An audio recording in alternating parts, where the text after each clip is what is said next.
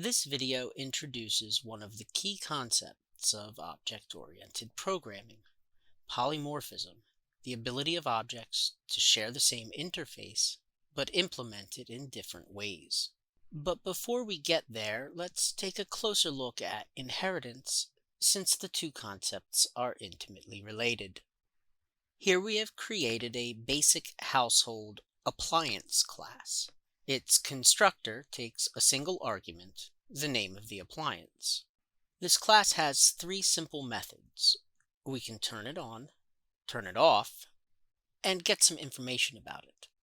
Let's create an instance and see how it works.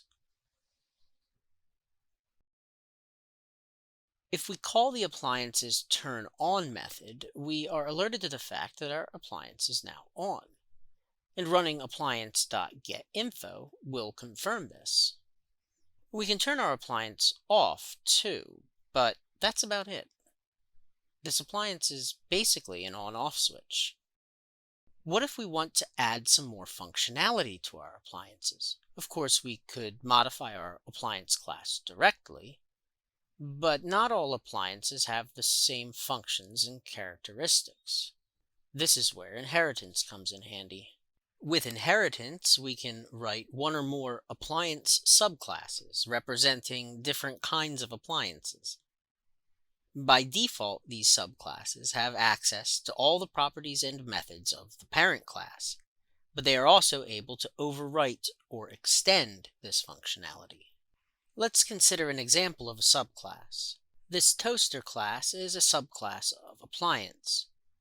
We use the extends keyword to indicate this. Let's create an instance of this subclass. Now if we run this code and check toaster in the console, we see that it already shares all the features of our appliance class. We didn't even have to add anything inside the body of our subclass. Let's see how we can extend these features now.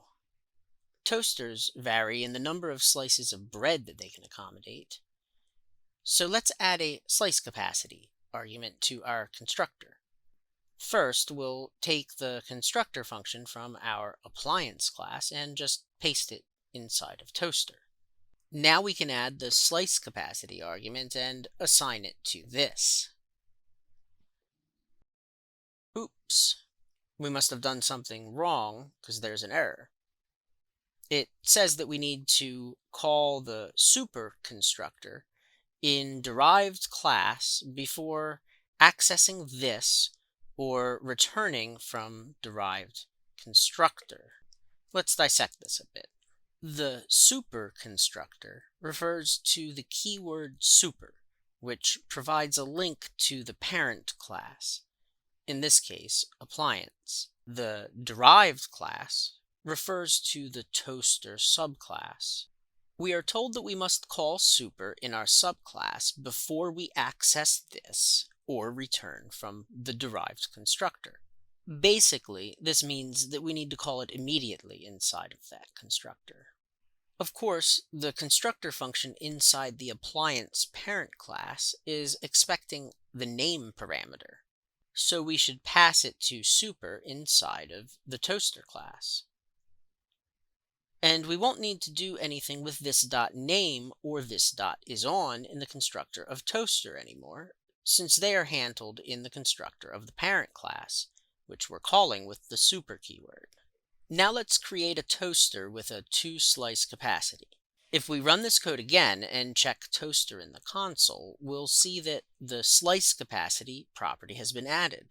But if we check our old appliance instance, we can see that our changes to the toaster class have not affected it. We can also add new methods to our subclasses. For instance, most toasters allow you to set how toasted you would like your toast to be. So let's add a toastiness property to the constructor with an initial value of 1. And we can create a new method to adjust the toastiness level. Now if we check toaster.toastiness, we see that it is set to 1. And we can change this with our new method. We should probably set a maximum toastiness before putting this into production. In addition to creating brand new methods, we can also modify existing methods. Maybe instead of simply sending a message whenever it turns on, we'd also like our toaster to tell us the current level of toastiness. We can set up this behavior by adding an additional console.log statement to the turn_on method. To do so, we simply write the method inside of our toaster class and then write our new implementation. In this case, we can call super.turn_on to call the parent class's turn_on method and then write our new console.log statement. Now when we turn on our toaster, we can see the current toastiness setting. Unlike in our constructor function, we aren't restricted to calling super.turn_on first. If we wanted to, we could call super.turn_on after our new code, or we could even omit calling super.turn_on entirely if we wanted a completely new implementation of the method. But let's leave it the way we had it to begin with. Now we should also probably modify the getInfo function, since currently it doesn't provide info about the number of slices the toaster can handle or how toasty it will make them. To implement this, we can make use of the spread operator to unpack the values that are returned by the parent class's getInfo method. We'll unpack them into a new object and then add in the new properties as well.